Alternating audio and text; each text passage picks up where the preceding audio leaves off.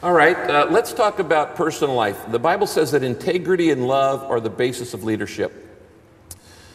This is a tough question. What would be, looking over your life, everybody's got weaknesses, nobody's perfect, would be the greatest moral failure in your life, and what would be the greatest moral failure of America?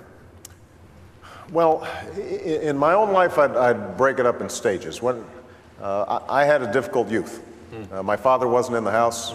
I've written about this. There were times where I experimented with drugs.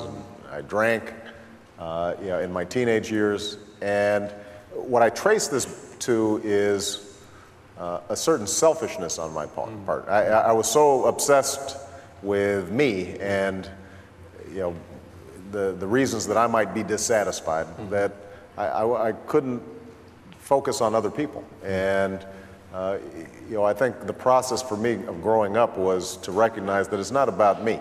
It's about I like that. I like that. It's about absolutely. But look, when I find myself taking the wrong step, I think a lot of the times it's because I'm trying to protect myself instead of trying to do God's will. Yeah, fundamental selfishness.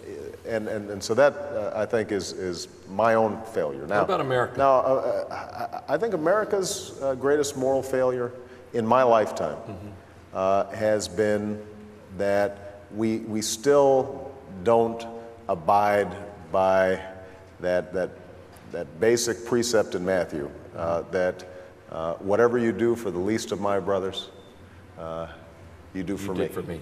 Yeah. And that notion of that basic principle applies to poverty.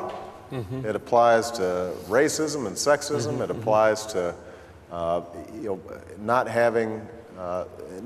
thinking about providing ladders of opportunity for people to get into the middle class. I mean, there's a pervasive sense, I think, that this country, as wealthy and powerful as we are, still don't spend enough time thinking about the least of these.